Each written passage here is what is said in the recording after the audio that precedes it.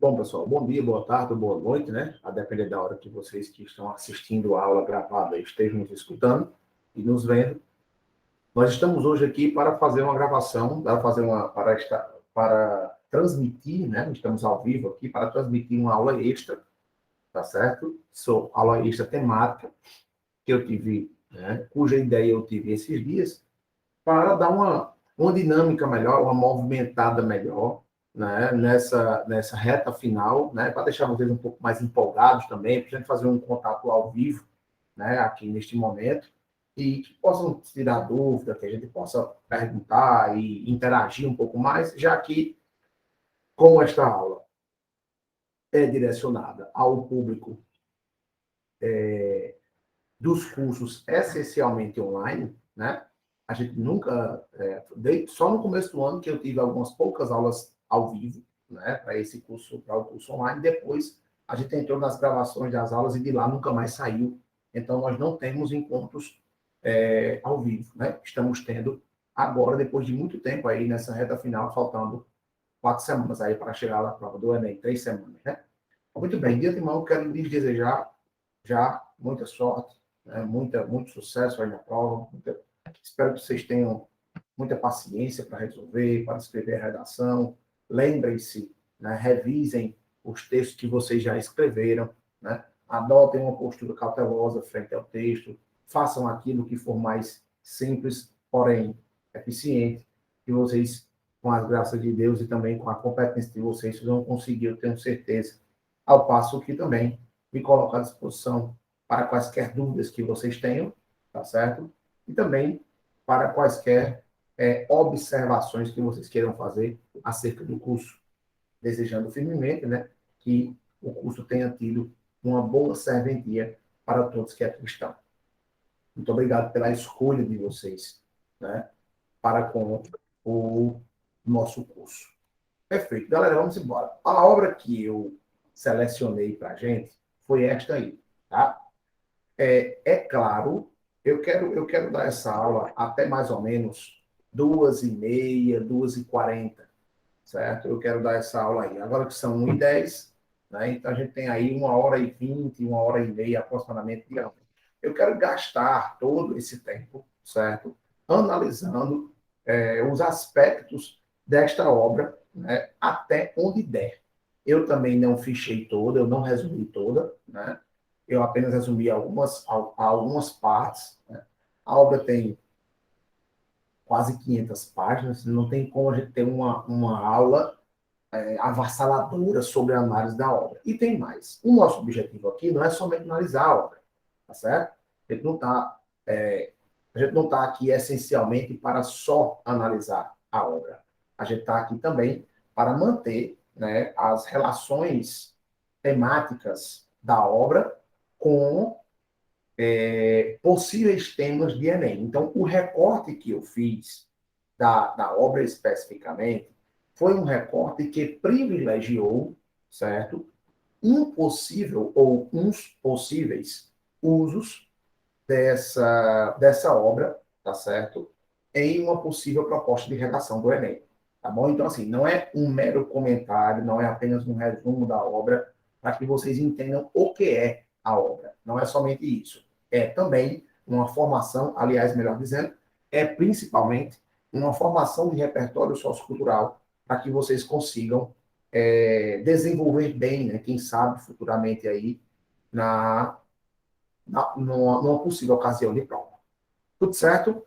A quem chegou ainda agora, seja bem-vindo. Quem chegou aí um pouco depois, seja bem-vindo, seja bem-vinda. Né? Estamos iniciando nossa aula temática agora neste instante. Se quiser um cafezinho, ainda que virtual, estejam servidos. Ó, esse link aqui, pessoal, que tá, vocês já percebendo que o nome da obra, Sapiens, uma breve história da humanidade, ele está sublinhado e de azul, né? Ou seja, isso aí é um hiperlink, tá bom? Quando vocês, eu vou compartilhar esses slides com vocês, vou compartilhar, inclusive, deixar aberto, que eu vou colocar nos grupos. Eu não vou nem botar na plataforma, não, vou botar direto nos grupos, vou mandar individualmente, e quando vocês tocarem lá para abrir, já vai direto, não precisa pedir autorização de nada, eu vou colocar já completamente aberto, certo? Aí, neste link, quando vocês abrirem o slide, tocarem neste link aí, vocês vão ser redirecionados para outra página, tá bom? E essa outra página é a versão em PDF integral da obra, tá bom? E fiquem tranquilos que não é uma versão pirata, não, tá bom? Não é pirateado, não é contrabandeado, é uma distribuição autorizada pelo próprio professor Yuval Noah Harari. Ó, eu tenho aqui dele, deixa eu pegar aqui rapidinho. Eu tenho aqui dele 3 livros. Na verdade, são os best-sellers. Ele é um escritor fantástico, né? E também tem obras muito conhecidas. Essa que a gente vai acabar a gente vai discutir aqui agora é esta aqui. Né? Tá aqui. Esse aqui é o livro mais vendido dele, né? E foi por muito tempo um best-seller internacional, o livro mais vendido do mundo, né? Critério lá estabelecido pela revista The New York Times, pelo jornal The New York Times. Aí tem este aqui, que é 21 lições para o século XXI, que também é muito bom, né? É um livro numa tonalidade, né? Mais de aconselhamento e também de natureza política e humana, e também tem Homo Deus, né? Ele tem Sapiens e tem Homo Deus, uma breve história do amanhã, que é justamente aqui, né? Onde ele vai discutir questões relacionadas à tecnologia e à tecnologia e humanidade. É claro que aqui em Sapiens isso também já aconteceu, né? Para quem não sabe, né? Eu agora já vou começar a falar sobre a obra. Para quem não sabe, a tese de Sapiens é a de que, deixa eu passar aqui o slide, acho que não vai ser isso que eu vou, deixa eu ver se foi isso que eu já vou colocar aqui já.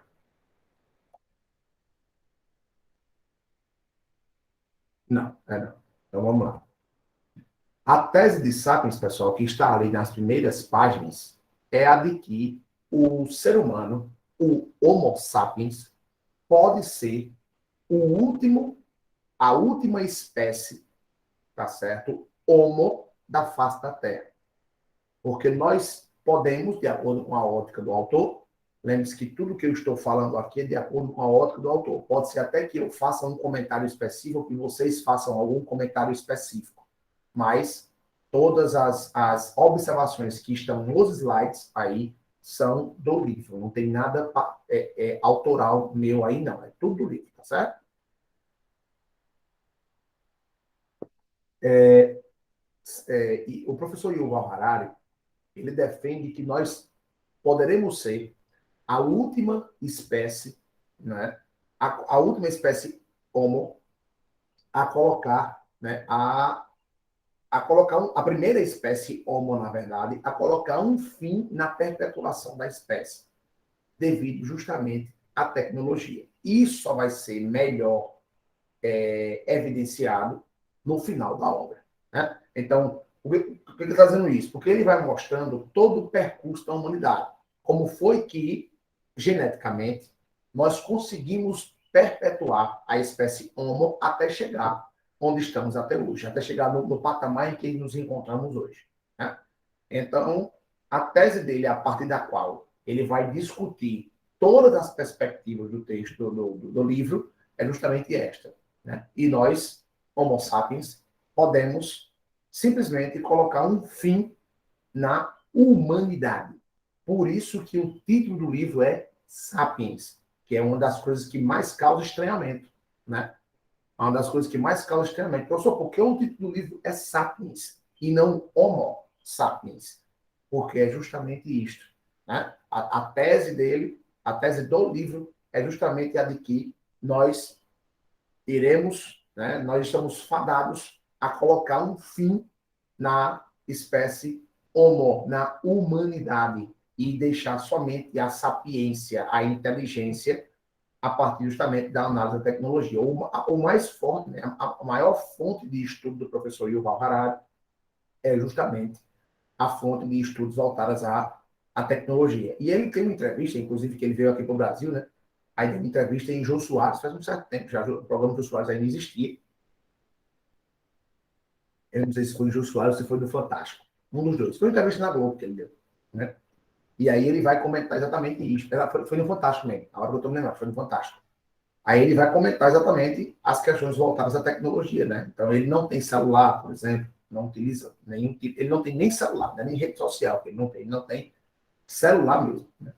Não utiliza, não faz utilização de nenhum tipo de tecnologia, né? Justamente porque ele tem essas reservas aí com relação a esse processo. E por isso escreveu esta obra. Tá bom? O professor Yuval Harari, para quem não conhece, é israelense, tá bom?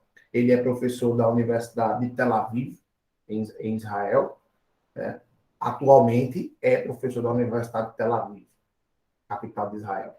Mas já foi professor de universidades também europeias. Ok? Então vamos lá. Vamos começar aqui a estrutura dessa apresentação. Então, pessoal, o primeiro tópico que eu trouxe para vocês é esse tópico aí. O homem é um ser social.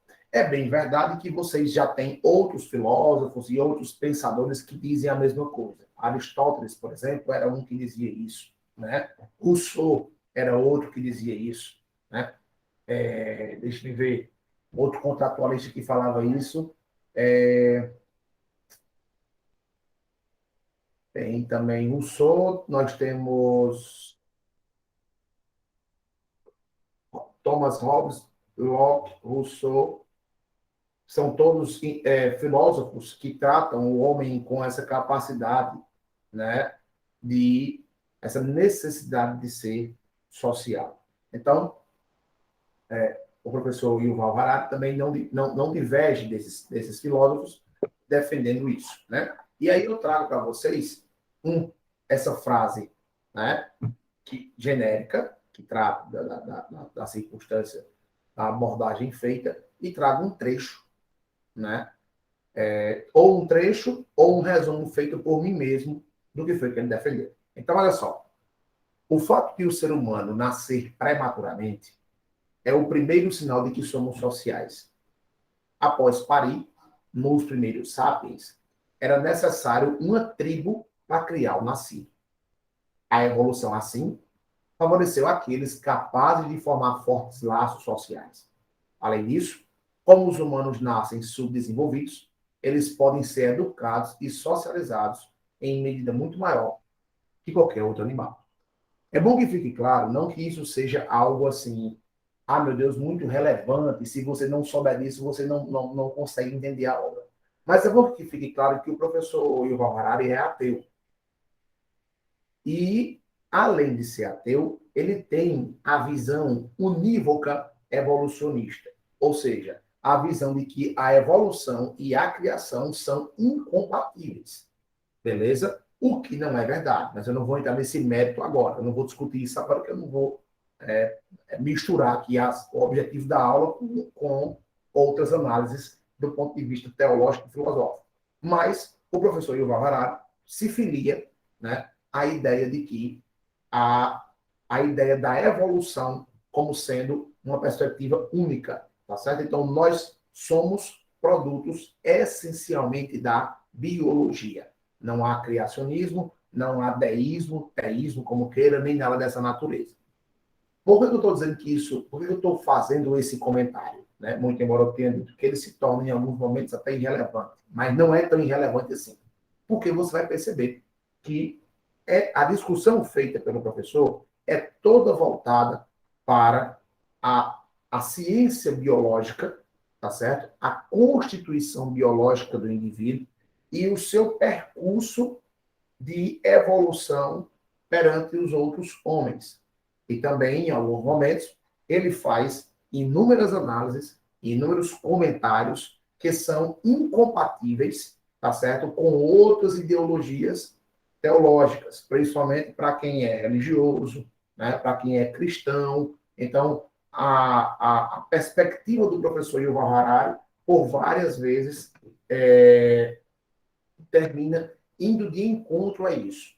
O que não significa dizer absolutamente nada, o que não tira em nada o mérito e a qualidade e até as verdades que são ditas nesta obra, tá? Aí eu estou só antecipando para vocês, porque vocês vão perceber isso a partir dos próprios escritos. Então, o que nós podemos deduzir a partir do que tá colocado aí. Preste bem atenção. Primeiro, a evolução favoreceu aqueles capazes de formar fortes laços sociais. Então, pessoal, sempre que vocês estiverem discutindo um tema que trate de sociedade, sempre que vocês estiverem discutindo um tema que trate de questões sociais, é muito importante que vocês discutam isso aí, que vocês percebam isso aí.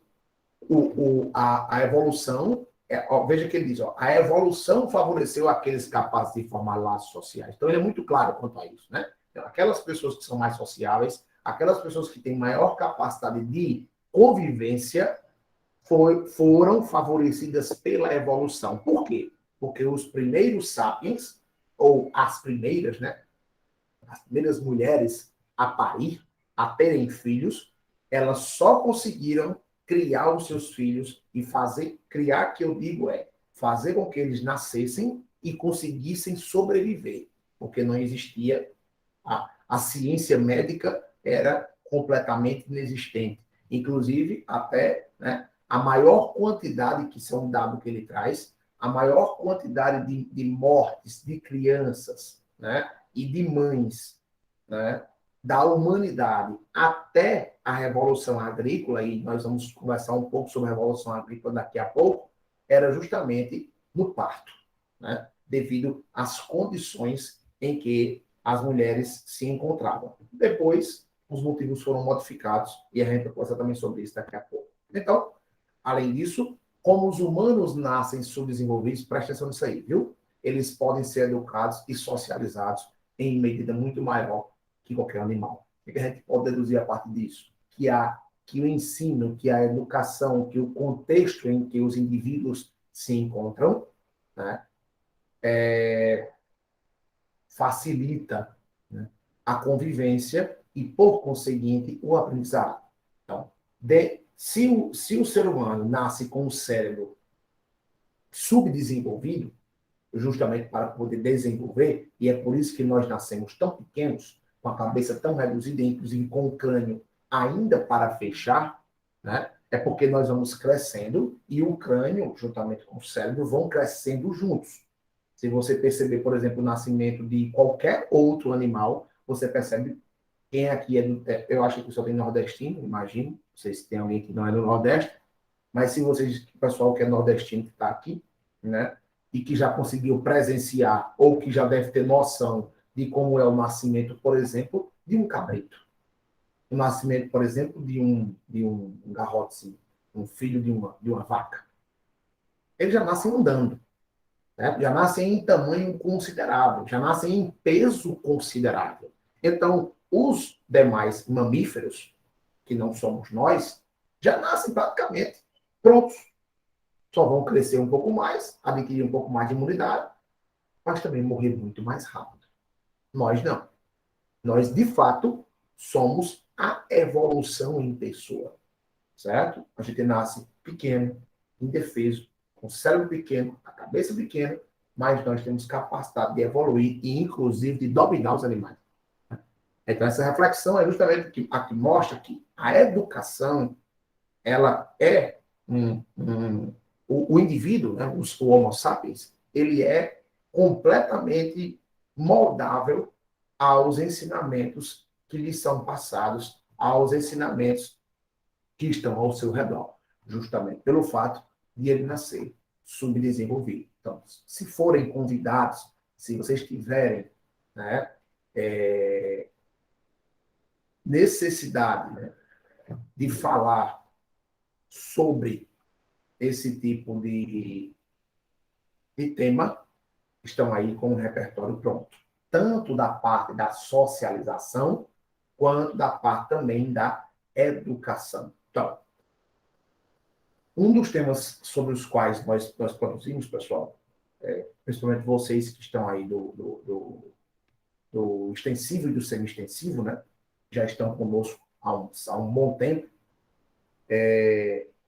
foi aquele tema que trata sobre os impactos da pandemia para as crianças. Vocês estão lembrados desse tema? Os impactos da pandemia para a formação juvenil, para as crianças? Quando tipo assim? Estão lembrados desse tema ou não?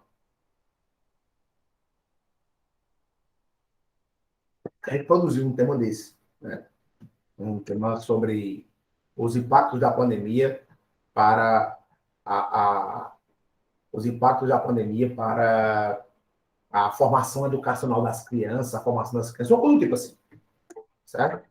E aí, esses impactos da pandemia, a maior parte de vocês disse que um desses maiores impactos era justamente a falta de tempo de socialização.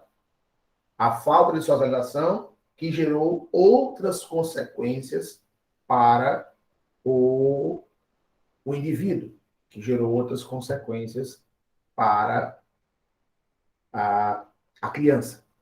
Então, todos vocês, quando foram defender, né, a, a condição de cidadão, vocês defenderam a socialização como sendo um pré-requisito importantíssimo. Então, está aí a prova disso. Né? O ser humano, ele nasce para ser social, nasce para conviver. Aí, do ponto de vista biológico, do ponto de vista da evolução, essa dependência, ela é, inclusive, de sobrevivência. Não é somente de convivência social, de laço, de amizade, mas para poder sobreviver de fato, né? Porque o auxílio dos outros, a gente sequer conseguiria nos manter vivos, né? Ou se manter vivo. Perfeito. Alguém tem alguma pergunta a fazer ou observação?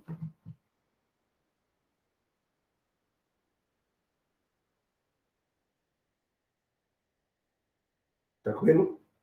Vamos lá.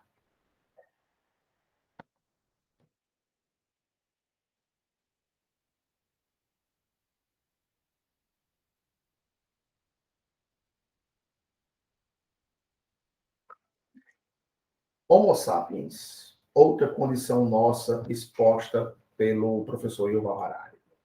O Homo sapiens é um acolhedor ou é um genocida? Pessoal, a teoria da substituição evolutiva, mais aceita para explicar o fenômeno a seguir, admite que o Homo sapiens não se misturou com nenhuma outra espécie. Ao contrário, devido a questões de incompatibilidade física, de repulsa a diferentes hábitos de acasalamento e até mesmo a odor corporal diferente, o que pode ter havido fora um genocídio. Isto é, o Homo sapiens dizimou da face da Terra todas as espécies humanas com as quais encontrou. E, até hoje, é a única e a mesma, geneticamente falando, existente. Então, vamos lá. Ótimo, professor. O Homo sapiens é um ser social. É, mas, ao mesmo tempo, é um ser extremamente violento. O Homo sapiens não divide ambiente com nenhuma outra espécie que não seja a sua própria. E isso tem consequências para a nossa própria convivência. Vocês terem ideia, é porque eu não trouxe esse dado para cá, levando em consideração que não caberia, não tinha tempo nem de discutir. Mas, por exemplo, quando o Homo sapiens chegou até a Austrália, a Austrália tinha aproximadamente cerca de 15 a 20 mil marsupiais. Né? Eu acho que ninguém aqui desse tempo, a não ser Francisco. Eu acho que o Francisco é. Né? A Iana, se estiver por aí, também deve ser desse tempo. Mas tinha um desenho. Né? Eu estou aqui entregando só a idade dos meus alunos, que são mais velhos. Estou nem aí, me perdoe aí, viu? É porque eu não passar de coroa aqui para todo mundo. Muito bem. Então, veja só. Existia um desenho antigamente chamado de Marsupilame. É um desenho. Eu era criança quando esse desenho passava. Marsupilame. Era um bicho, né? Um animal proveniente da Austrália. Eu estou me lembrando dele porque o professor Yuval Harari ele vai descrever justamente o seguinte: quando o Sapiens chegou na Austrália,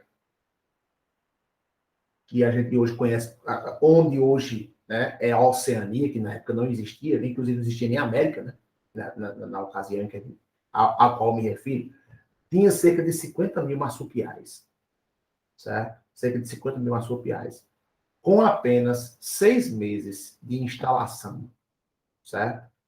dos sapiens na Austrália, os marsupiais estavam extintos.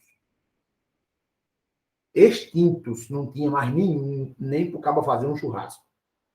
Então, os sapiens não conseguem, devido à sua evolução genética, não conseguem nem conviver nem com outras espécies que não são as espécies humanas mesmo, certo? Então, onde o Homo sapiens chega, ele precisa impor, ele precisa colonizar, ele precisa povoar, e isso acontece normalmente por meio da violência, né? Então, o sapiens é essencialmente do ponto de vista evolutivo, o sapiens é genocida, o sapiens é violento. Então, chega, se instala, toma conta do ambiente e ainda mata quem estiver por lá. Isso aconteceu, estou dando um exemplo bem ilustrativo com relação os marsupiais, porque está lá na obra, mas isso aconteceu inclusive com as outras espécies Homo, por exemplo, o Homo de Neandertal, certo? O Homo erectus e todos os outros mais.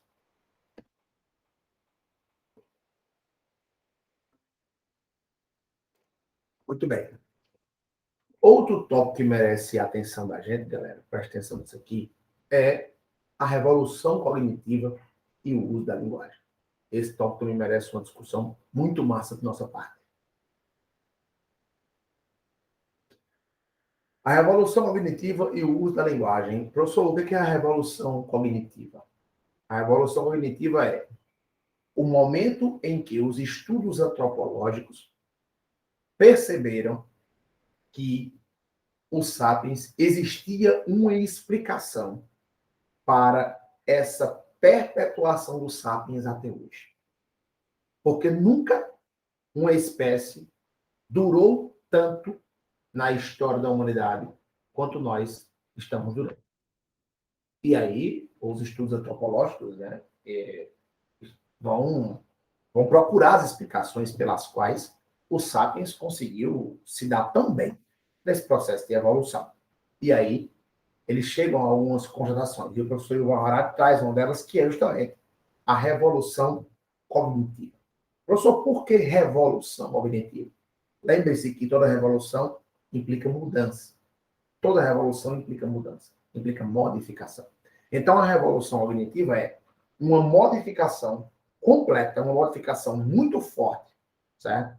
No modo de os sapiens pensar, no modo, da verdade, da espécie Homo pensar.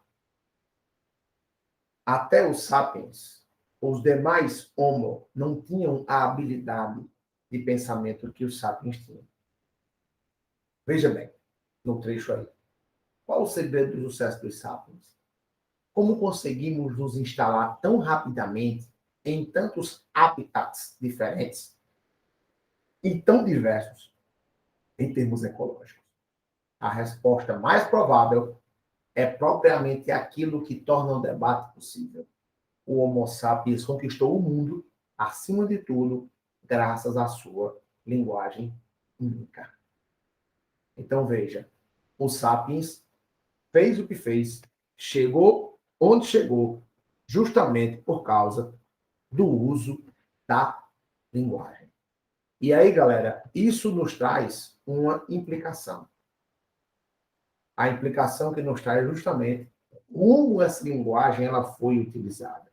Porque a linguagem, que grosso modo é toda forma de comunicação, mas a gente não deve pensar somente assim.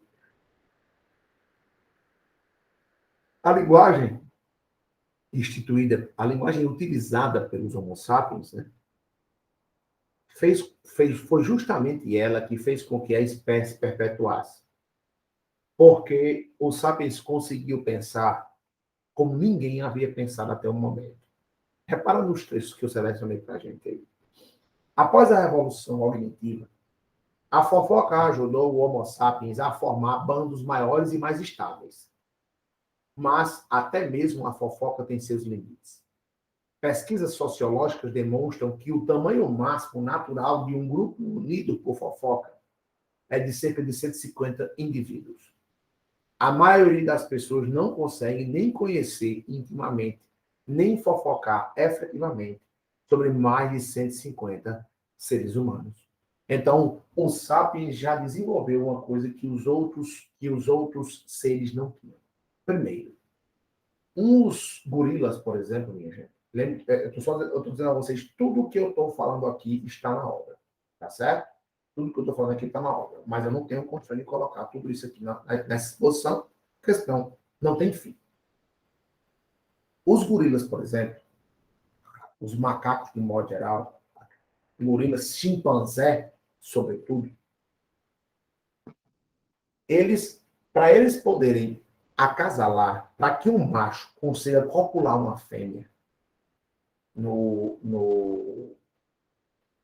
âmbito dos macacos, primeiro o macho ele vai se degladiar, ele vai brigar fisicamente com o outro. Inclusive, ele não vai só brigar fisicamente com o outro. Ele vai para poder disputar a fêmea. E a fêmea e o território. Ele só vai brigar fisicamente com o outro se ele se sentir atraído, inclusive, pelo odor que tem o pelo, a pele, a boca do outro chimpanzé. Então, dois chimpanzés, antes de se degladiarem e de se matarem, ou um afugentar o outro, expulsar o outro de perto da fêmea e do território, eles entram num processo de conhecimento que passa desde o alisamento, a carícia, beijo, cheiro, eles se abraçam, se engalfinham para poder se conhecer. Veja só que coisa curiosa. Um macaco, antes de matar o outro, ele abraça, ele beija, ele cheira, ele tenta sentir a pele. Para quê, professor? Com qual finalidade? Para ver se confia naquela pessoa, pelo menos para lutar contra ela. Porque se houver algum odor diferente, alguma coisa que desperte uma desconfiança por parte de um dos chimpanzés, ele prefere ir embora a copular a fêmea daquele outro chimpanzé. Olha só como o mundo é complexo. Mas o Homo sapiens não. O Homo sapiens não precisa disso. Basta que ele troque aí alguns poucos minutos de conversa. Basta que ele traga algumas ideias. Basta que os sapiens confiem um no outro em prol de uma causa específica, que é justamente a criação dos mitos, que já é suficiente para os sapiens se relacionar um com o outro. Então, os bandos de 150 sapiens que se reuniam, de 100 sapiens, em torno de uma fofoca, de uma conversa, de um ideal, eram bandos muito maiores do que normalmente acontece em outro reino, em outro tipo de espécie, que não confia. E os sapiens, não é que os sapiens confiem demais, mas adotou e criou, aliás, melhor dizendo, uma nova estratégia para poder se fortalecer. E aí vem a próxima citação. Como o Homo sapiens conseguiu ultrapassar esse limite crítico, fundando cidades com dezenas de milhares de habitantes e impérios que governam centenas de milhões? O segredo foi, provavelmente, o surgimento da ficção. Um grande número de estranhos pode cooperar de maneira eficaz se acreditar nos mesmos mitos. E a criação dos mitos, e aí que fique bem claro que mito não é mentira. Mito é uma história criada, uma ideologia criada para que muitas pessoas acreditem naquilo e cooperem, mesmo a convivência sendo algo assim assustador. Porque, pessoal, viver junto socialmente é um milagre. A convivência é um milagre. Porque a quantidade de individualidades que cada ser humano tem e a possibilidade que existe de você se degladiar e se engalfinhar com outra pessoa e até violentá-la e, quem sabe, matá-la é muito grande. Só que a gente não faz isso. A gente não faz isso com tanta intensidade. Na verdade, muita gente morre assassinada no mundo. Então, compare com quem não morre. Eu sei que a violência é muito grande. Agora, compara aí Quantas pessoas são capazes de matar ou têm coragem, decisão de matar outra, e a quantidade de gente que tem vontade, mas não faz? Por que tem vontade, mas não faz? Porque existe um conjunto de ideologias que faz com que a gente diga, olha, eu estou com muita vontade de matar fulano, mas eu não vou. Por quê? Porque eu vou ser preso. Porque eu posso ir para o inferno. Porque eu estou cometendo um pecado. Porque eu posso ser descoberto. Porque fulano é parente de ciclano que pode me descobrir. Porque eu não posso tirar a vida de outra pessoa por causa da raiva que eu tenho dele. Bom, por quê? Por quê? Por quê? Por quê? Tem muito porquê. Só que todos esses porquês, preste atenção, que negócio do caralho esse bicho constatou. Todos esses porquês são criados. Nada disso existe naturalmente. Absolutamente nada existe naturalmente. Essas regras de boa convivência, regimes políticos, dinheiro, nada disso existe naturalmente. Para o professor Yuval Harari, como eu disse a você, que é evolucionista, de fato, naturalmente, não existe nada. Nada mesmo. Então, não existe Deus, não existe religião, não existe dinheiro, não existe governo, não existe política, não existe Estado, não existem leis, não existe igualdade. Tudo isso foi criado. Criado para poder, para os sapiens, poder conseguir cada vez mais se perpetuar e se juntar em torno de um ideal a ser defendido. Todo mundo entendeu isso aí?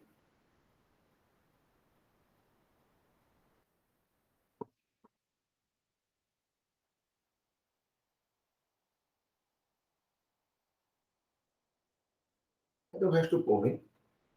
Estou vendo só Larissa falando aqui, Lorena. Cuidado com assistir ela depois do almoço, que dá um som da bexiga. Já para não dormir aí na frente do computador. Não passa vergonha, não, viu?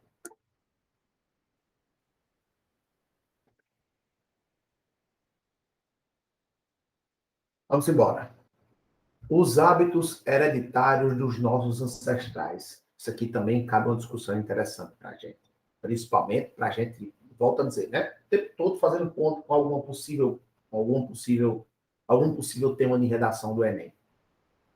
Sobre o que vão tratar, na verdade, estes hábitos. Tá. Olha só.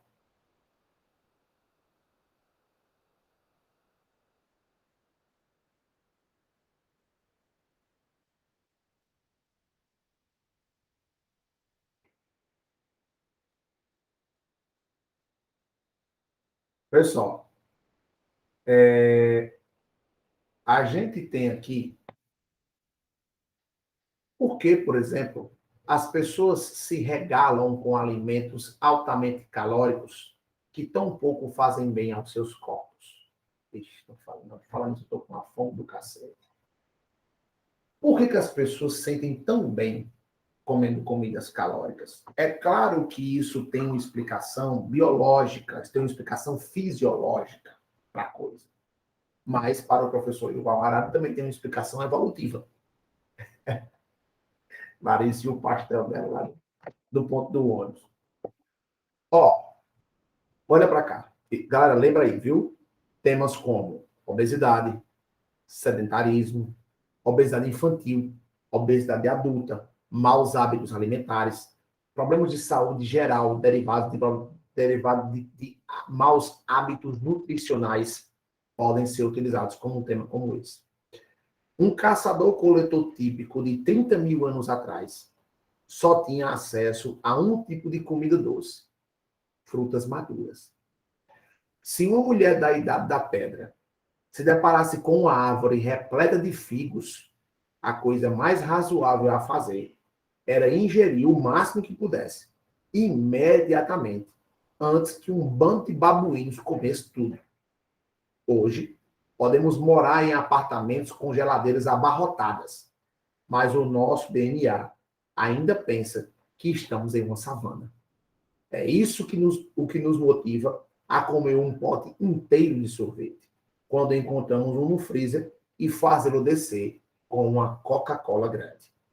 Ou seja, essa compulsão alimentar que nós temos, segundo o professor Yuval Harari, ela é genética dos nossos antepassados. Por quê, professor? Porque não havia garantia de comida. Não havia garantia de comida. Os caçadores-coletores, eles comiam por onde passavam. Então, se tivesse como caçar bem, e a caçada tinha que ser certa, porque um caçador-coletor, ele não podia se dar ao luxo de caçar errado, principalmente se o bicho fosse grande, né? Levando em consideração a energia que ele ia gastar. Então, se um caçador-coletor ou um grupo de caçadores-coletores quisesse, né, dar uma caçada em um bicho grande, ela tinha que ser certeira, precisa, pontual. Se ele errasse, o bicho escaparia, certo? Ou então, quem sabe até o matava, e além de tudo, ele já estava com fome e ainda ia gastar energia para caçar errado, a fome iria aumentar, a energia iria ser mais gasta e poderia possivelmente morrer de desnutrição. Então, o desespero do Homo sapiens para comer era muito grande. O desespero do sapiens para comer era muito grande. Ele precisava comer tudo o que podia, devido à insegurança alimentar que era natural para a sua ocasião. Evolutivamente, este hábito passa para nós quando também temos o desespero de comer tudo o que podemos, né? Para, claro, no nosso DNA, a mensagem do nosso DNA é somente esta: coma tudo que você pode. Agora, a mensagem do cérebro é outra. A mensagem do cérebro é a do prazer. Ok? Porque comer causa muito prazer. Então, por isso que se torna um vício. Não é necessariamente, né? Não é necessariamente por causa de uma questão de que uma pessoa come muito, né, no seu dia a dia, porque ela tem medo de passar fome no outro dia. Não, ela sabe que a geladeira dela no outro dia estará com comida suficiente, sabe que na despensa tem comida suficiente, sabe que tem dinheiro para ir ao mercado e comprar comida suficiente. Mas aí é o prazer que fala mais alto, né? Então, eu estou só fazendo essa relação rápida para vocês também pensarem nisso em um possível tema de redação que diga respeito a essas questões. Tudo certo, minha gente? Tem alguma pergunta a fazer, observação?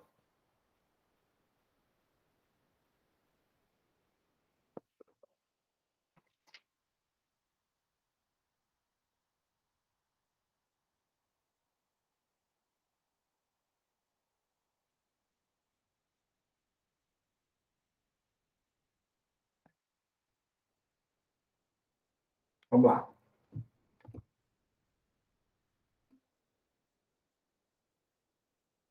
Sapiens, dominador e conquistador há milhares de anos. O momento em que o primeiro caçador-coletor pôs os pés no litoral australiano foi o momento em que o Homo sapiens subiu ao topo da cadeia alimentar, num território específico, e a partir daí se tornou a espécie mais mortífera do planeta Terra. Então, o sapiens é a espécie que mais mata no planeta Terra. Sejam seus próprios pares, em termos de espécie, ou não seja. Assim, quando um diprotodonte, o maior marsupial, tá aí, ó, eu tinha até esquecido desse dado, a caminhar na Terra, a caminhar pela Terra, pela primeira vez, pôs os olhos nesse primata de aparência frágil, ele provavelmente logo virou as costas e continuou mastigando suas folhas. Esses animais ainda precisavam desenvolver medo dos seres humanos, mas foram extintos antes que pudessem fazê-lo. Então, não deu tempo nem dos marsupiais terem medo do Homo sapiens. Eles morreram muito antes. certo? Porque ninguém, evidentemente, que um marsupial, né, um dinossauro do tamanho do mundo, não ia ter medo de um mísero bípede, né, ocupando suas terras. Mas não deu certo, não. Porque a revolução cognitiva, que fazia parte dos sapiens e não fazia dos marsupiais, não deixou com que aqueles bichos daquele tamanho ficassem por ali, não.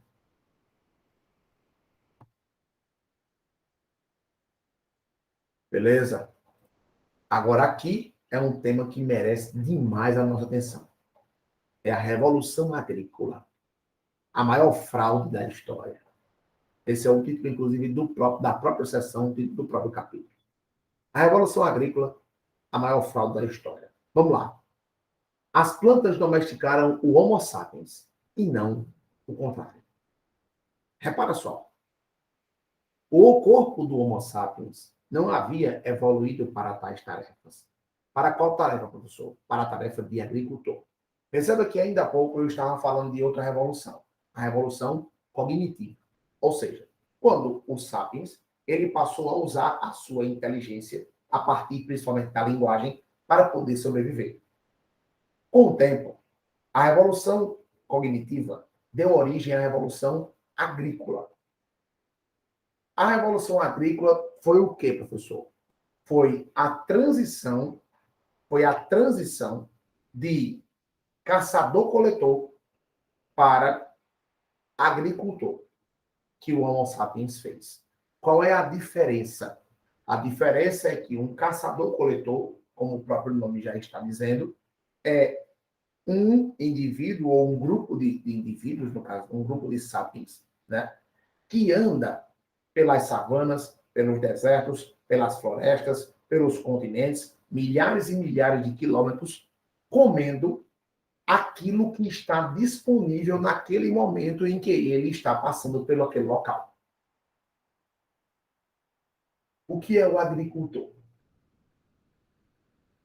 A própria palavra está dizendo. Agricultor.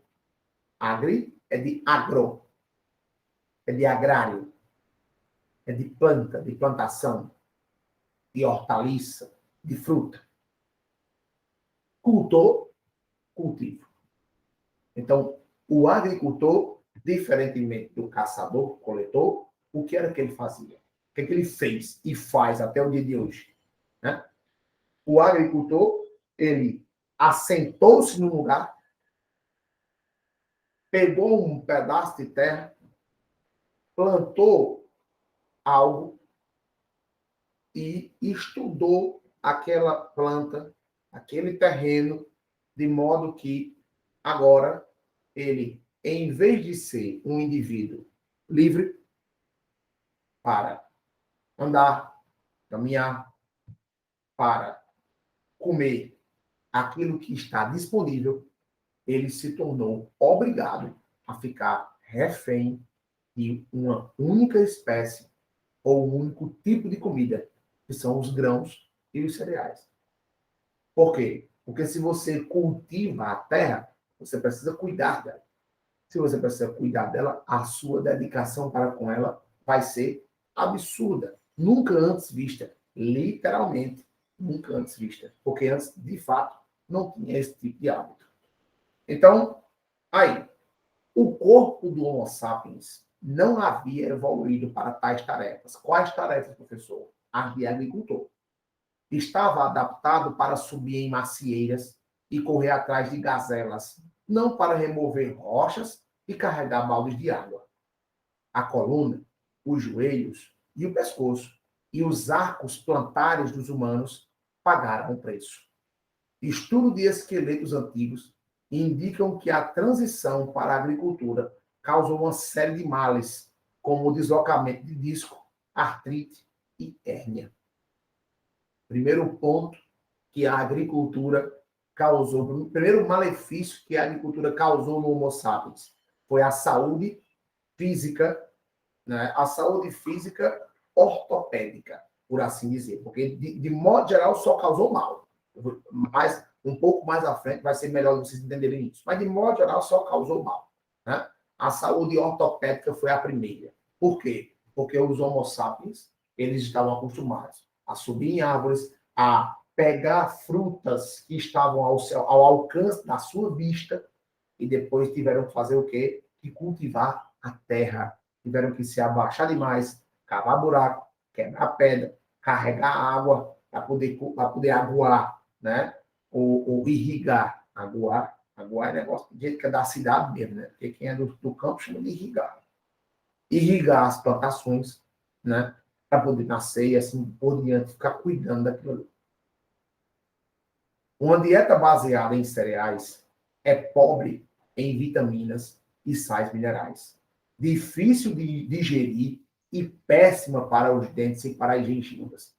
Mais outra desgraça. Repara só. Lembrando, caçador-coletor fazia o quê? Comia aquilo que estava disponível. A dieta era extremamente diversificada, porque depende da região onde estava. Não é que o caçador-coletor não comia, não é que o caçador-coletor não comia cereal, mas era uma das dezenas, das centenas de possibilidades de alimentos do Sapiens. Ok? Porque cada região tinha uma especificidade alimentícia. Depois que se tornou agricultor, o Sapiens ele não só ficou dependente daquela terra para ficar cultivando, plantando e colhendo, mas também para ficar comendo. Afinal de contas, ele não podia mais sair dali. Então, o Sapiens, a primeira estação lá de estudo, né? As plantas domesticaram os Homo sapiens, o Homo sapiens, e não o contrário. Então, o que é domesticar, professor? É colocar no domus. O que é o domus? O que é domus em latim? Casa. Né? Então, quem botou o homem para dentro de casa, quem construiu o assentamento, quem acabou com o, com o nomandismo, certo? Do Homo sapiens, foi a Revolução Agrícola. Beleza? Por quê, professor? Porque prendeu, escravizou, maltratou, acabou com a saúde ortopédica, fisiológica, dentária do homem, né? Então, resultado, depois que se tornou agricultor, o homem passou a comer somente cereal, né? Então, pobre em vitaminas e sais minerais, difícil de digerir e péssima para os dentes e para as gengivas, ou seja, a saúde só decaindo, né?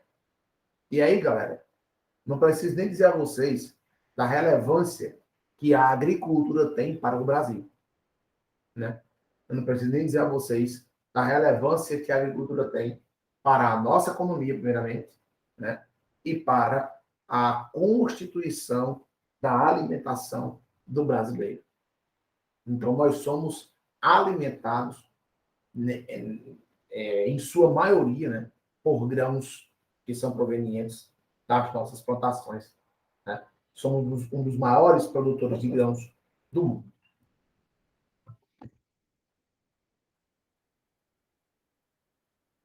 Ao abandonar o estilo de vida nômade, as mulheres puderam ter um filho por ano. Os bebês eram desmamados em uma idade mais precoce. Podiam ser alimentados com mingaus e papinhas. As mãos extras eram extremamente necessárias nos campos, mas as bocas extras logo acabaram com o excedente de alimento. E ainda mais, campos precisaram ser cultivados. Quando as pessoas começaram a viver em assentamentos infestados de doenças, à medida que as crianças passaram a se alimentar mais de cereais e menos de leite materno, e cada uma teve que dividir seu mingau com mais e mais irmãos. A mortalidade infantil disparou. Aí olha que coisa curiosa. A Revolução Agrícola propiciou o aumento das gestações. As mulheres passaram a engravidar mais. Por quê? Porque ficaram mais tempo paradas. Mulher, desde essa época, mulher não pegava em peso. Mulher não trabalhava, certo? Só quem trabalhava eram os homens. Então as mulheres ficavam simplesmente paradas, né, em casa. e só quem trabalhava eram os homens. Então, com essa domesticação, com o fim, né, da prática nômade, né, as mulheres ficaram mais em casa, com mais contato com seus pares, com seus parceiros, né, e, consequentemente, engravidaram mais. Um filho por ano. Mas aí isso tem uma reverberação, não é nenhuma consequência da própria gravidez, mas da condição. Com mais Homo sapiens nascendo, a alimentação, a maior quantidade de alimentação se fazia necessária. Ok? A maior quantidade de alimentação se fazia necessária. E aí, para poder alimentar mais, fazia o quê? Plantava mais. Só que chega uma hora que o terreno não aguenta, aí vai ter que procurar outro terreno. E aí, minha gente, começa aí um ciclo milenar, né, multimilenar de escravidão do homem com dependência da agricultura para poder viver. Né? E o que acontece? Por que é que a mortalidade infantil disparou? Muitos filhos e pouca comida. Ou então, muitos filhos e pouca qualidade de alimentação, não somente pouca comida. A agropecuária. A agropecuária é evolução derivada da revolução agrícola que colocou os bovinos como uma das espécies mais sofridas do planeta. Lembrando que, quando se fala de revolução agrícola, está se falando apenas de hortaliças. Está se falando apenas de grãos, está se falando apenas de hortaliças, está se falando apenas de fruta. Aí, quando vem para agropecuária, pecuária é que é a carne, né? Se nossa mente é a dos caçadores-coletores, nossa culinária é a dos antigos agricultores. Então, se nossa mente é a dos caçadores-coletores, nossa culinária é dos antigos agricultores. Por que a mente dos caçadores-coletores, professor? Por causa dessa necessidade, dessa compulsão alimentar que nós temos.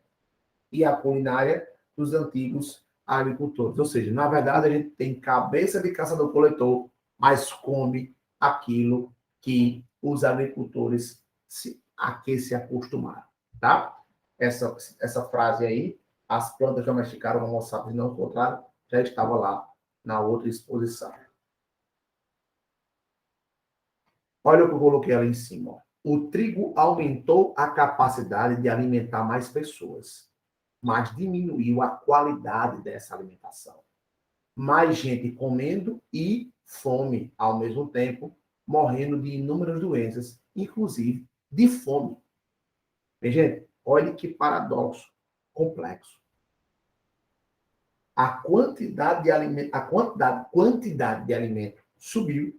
É claro que a população também subiu, certo? Mas a quantidade de alimento daria tranquilamente para atender a essa demanda. Então, a quantidade de alimento subiu, a população subiu. Mas, junto com isso, também subiu a quantidade de pessoas que morrem de fome. Aí você, professor, peraí, não tem condição não. Como é que a pessoa morre de fome? Você tem comida disponível. Eu faço a vocês a mesma pergunta hoje. Hoje nós temos pessoas morrendo de fome, mesmo com comida disponível. Certo? Por quê, professor? Porque essa morte, né, essa morte de fome, é uma morte derivada da baixa ingestão nutricional de alimentos e não a baixa quantidade de alimentos. Isso foi propiciado pela Revolução Agrícola. Por quê? Porque a nossa alimentação era completamente pautada, era completamente baseada em grãos, em cereais. Qualidade nutritiva mínima, volume máximo, mas isso não foi suficiente para sustentar uma parte dos sábios. Certo?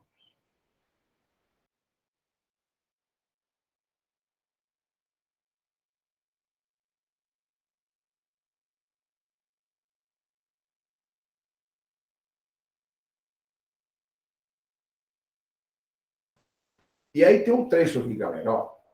Como o trigo convenceu o Homo sapiens a trocar uma vida boa por uma existência mais miserável? O que ofereceu em troca? Não ofereceu uma dieta melhor.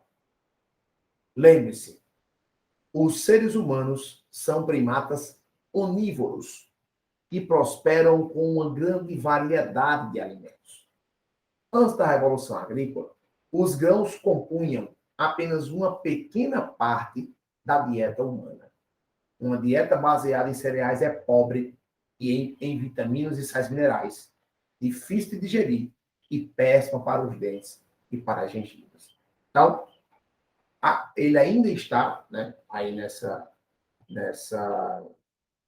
discussão, né, ele ainda está questionando a preferência do Sapiens, né, pela agricultura, se não trouxe nada em troca de benéfico, mas que mesmo assim permaneceu sendo insistida. Né? Alguém tem alguma pergunta, quer fazer algum comentário?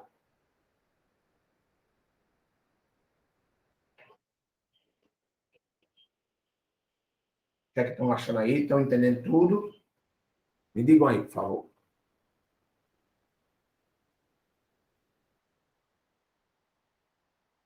Valeu, Larissa. Obrigado.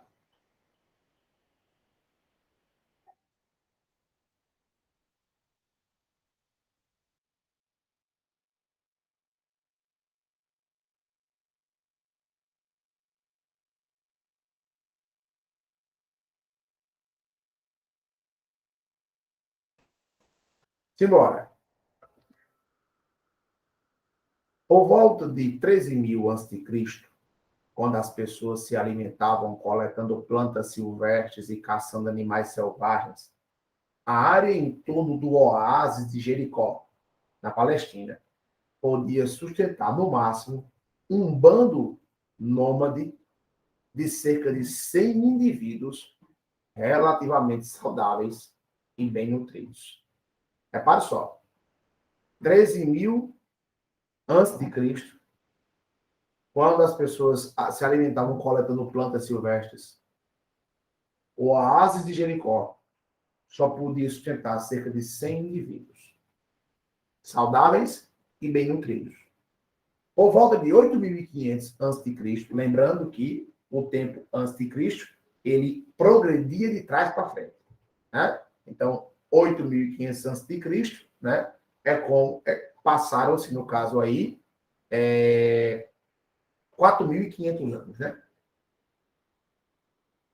Por volta de 8.500 a.C., quando as plantas silvestres deram lugar aos campos de trigo, o oásis sustentava uma aldeia grande, mas abarrotadas de 1.000 pessoas que padeciam muito mais de doenças e má nutrição. Então, vê só. O mesmo oásis, em 4.500 anos, deixou de sustentar 100 pessoas nutridas e fortes para sustentar mais de 1.000 morrendo de fome. Certo? Com doença e má nutrição. Com diminuição da qualidade de vida. Ok?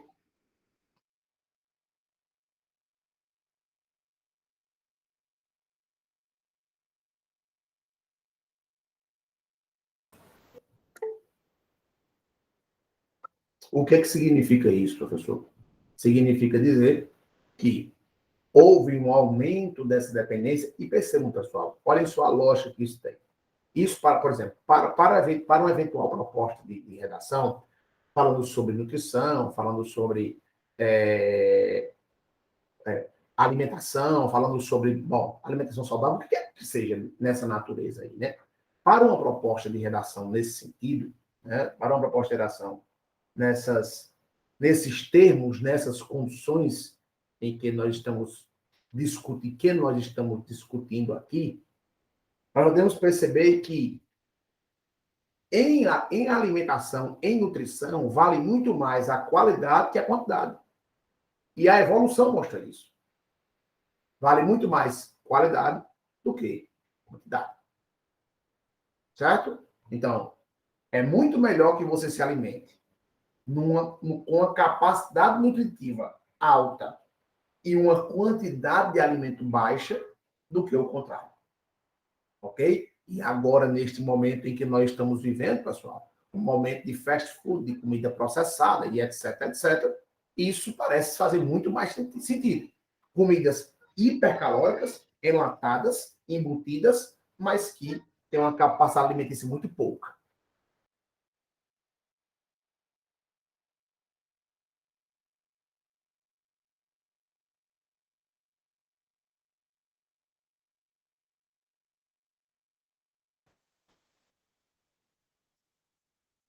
Todo mundo conseguiu entender essa lógica de raciocínio que eu tracei aí, da obra com temáticas envolvendo problemas nutricionais?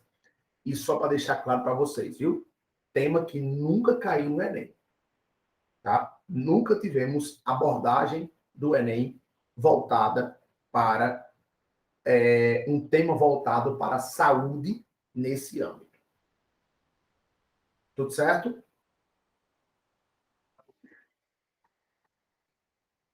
Na maioria das sociedades agrícolas, pelo menos uma em cada 3 crianças morria antes de chegar aos 20 anos. Certo? Aí olha só que coisa curiosa isso, né? Uma em cada 3 crianças morria antes de chegar aos 20 anos de idade. Aí é até curioso você perceber isso, porque aqui no Brasil, na década de 60, 70, esses números aí, eles são os mesmos, certo? A gente tinha aqui, pessoal, inclusive Ferreira Goulart tem um poema sobre isso, né? Ferreira Goulart tem um poema criticando isso, quando ele diz, no Piauí, a cada 10 crianças, 7 morriam. A cada 10 crianças que nasciam, 7 morriam de fome. Ele fica repetindo isso o tempo todo. No Piauí, a cada 10 crianças, 7 morriam ao nascer. No Piauí, a cada 10, fica o tempo todo martelando isso, né? No poema, para criticar, para fazer essa crítica, né? Do descaso público, e na ocasião já era outra circunstância, né? O descaso público para com a saúde dos recém-nascidos. Aí prestem bem atenção. Isso nos anos de 1970, 60, 70 no Brasil. Essa realidade aí, pessoal, que está na exposição do nosso material, é uma realidade de 8.000 antes de Cristo. Ou seja, é uma realidade de quase... É uma realidade de mais de 10.000 anos. Certo? E que ainda se manifesta, né? Ou se manifestava até um tempo desse no Brasil.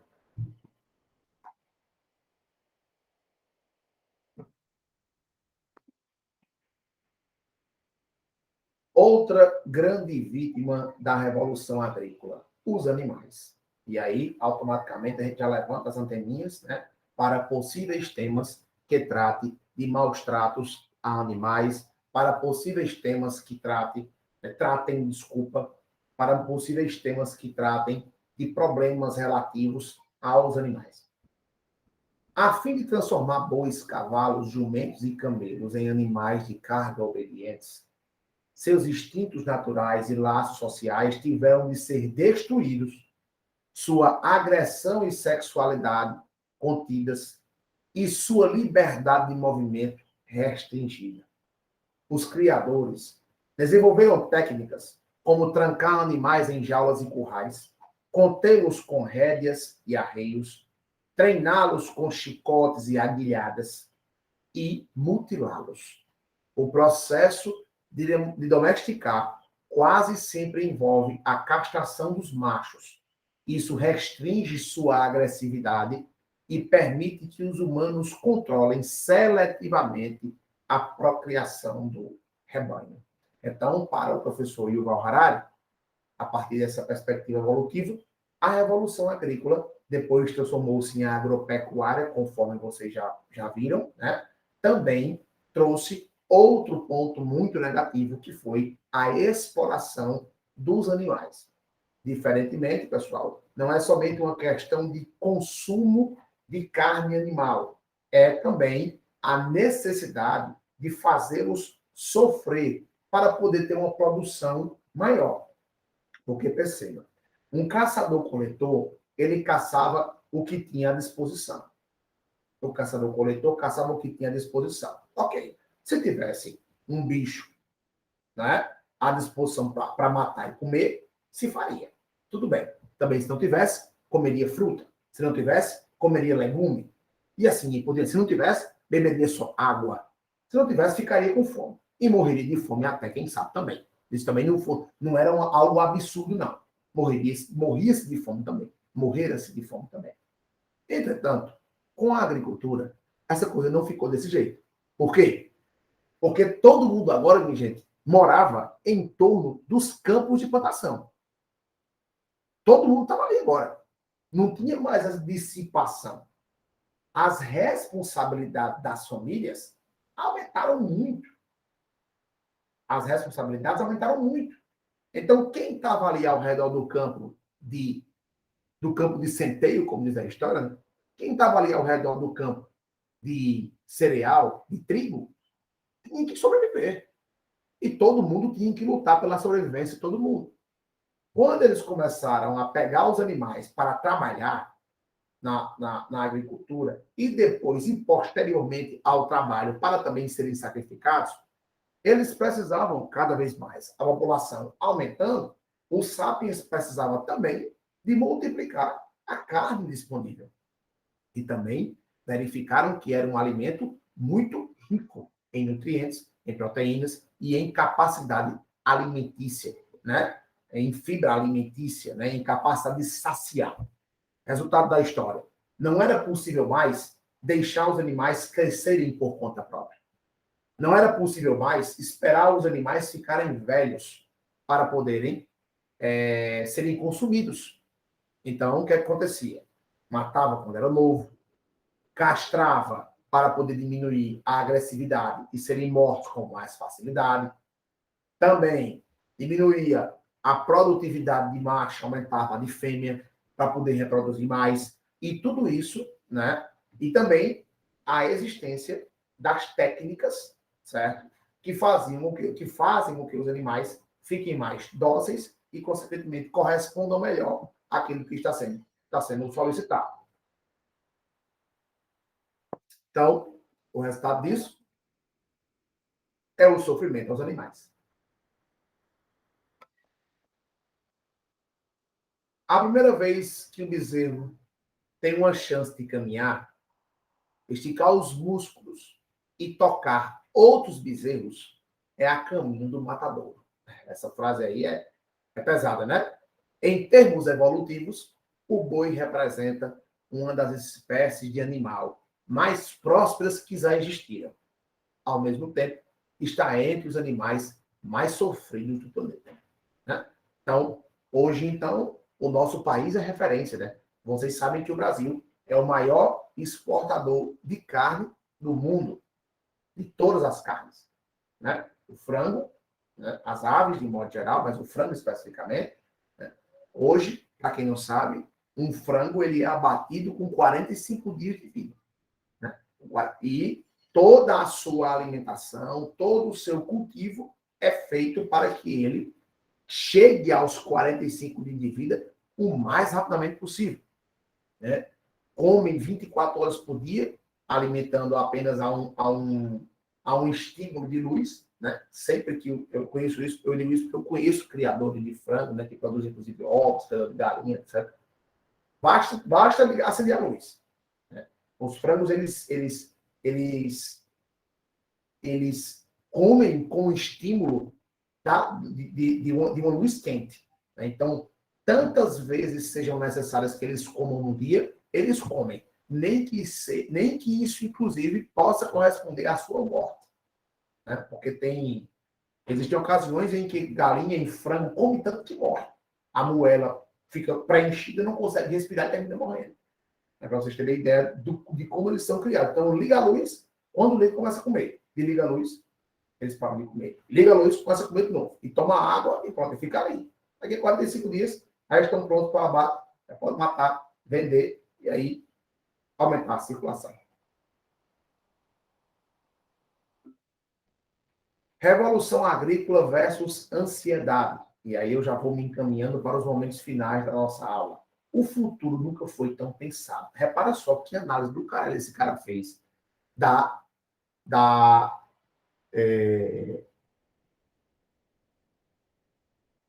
repare que análise esse bicho fez da relação que existe entre a revolução agrícola e a ansiedade, o transtorno de ansiedade, que é tão conhecido nosso hoje.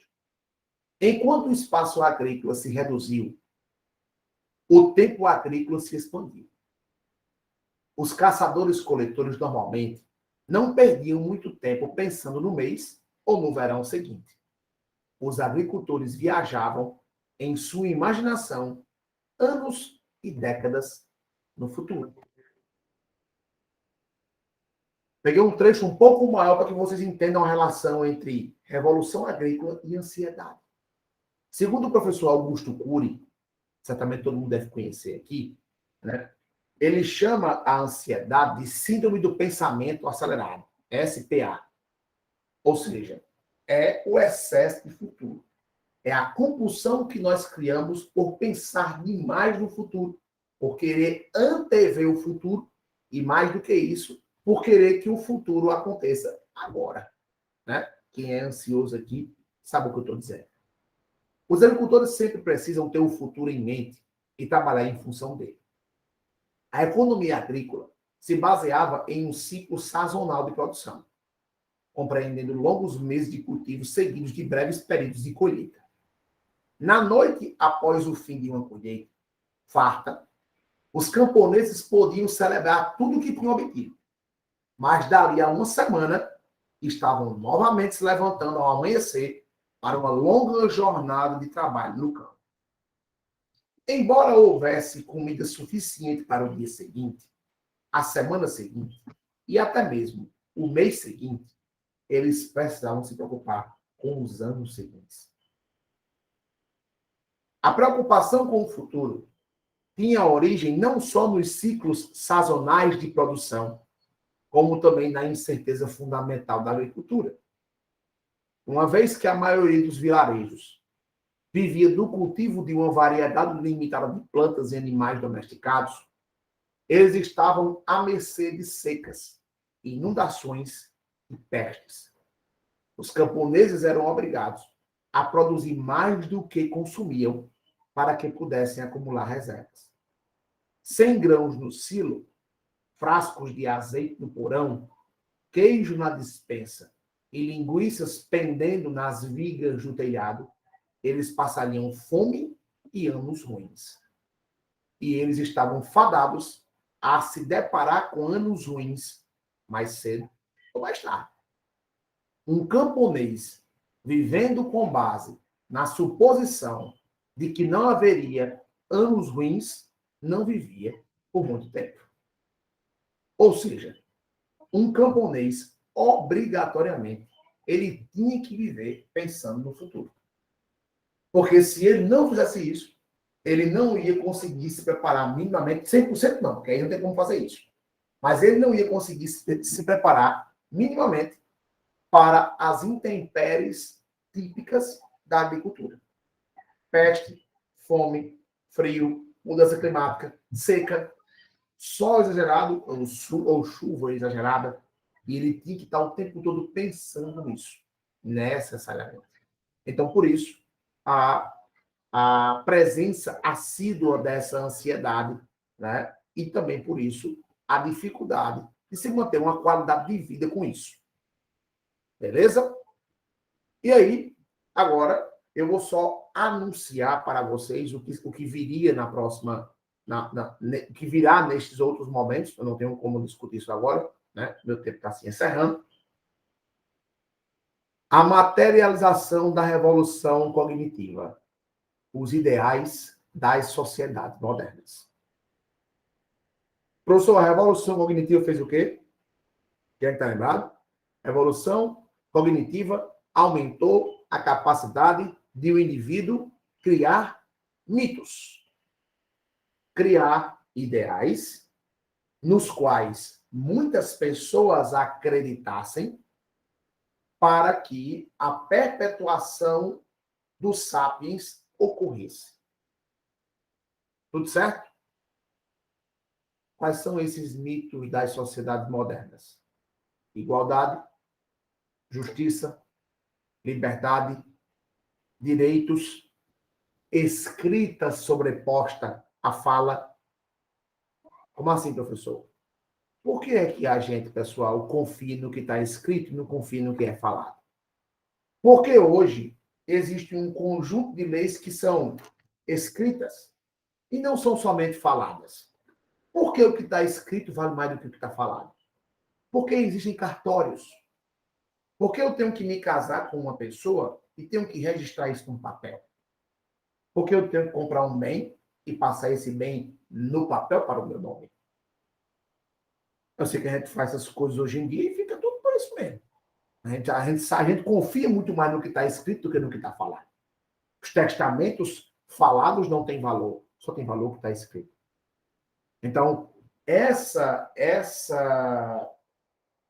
isso foi apenas um dos mitos que que o Homo sapiens criou, né, para fundamentar a sua existência e a perpetuação de sua espécie, que é o mito da escrita com maior valor do que a fala, para poder documentar. Mas isso é apenas um de tantos outros, tem muita coisa a ser discutida aí ainda, mas infelizmente não tenho mais tempo, preciso parar por aqui hoje. Né? E eu quero agradecer demais a paciência de vocês, a presença de quem esteve aqui até neste momento, né? A persistência de todo mundo que conseguiu, que está conseguindo, com todas as suas limitações, com todos os seus problemas, né? Está conseguindo chegar até aqui, fazer jus aos estudos, se esforçar. Quem é professor sabe do trabalho que dá estudar, dá um trabalho do caralho, é cansativo, doloroso, mas vocês vão ser recompensados. Cedo ou tarde. Tenham em mente isso também.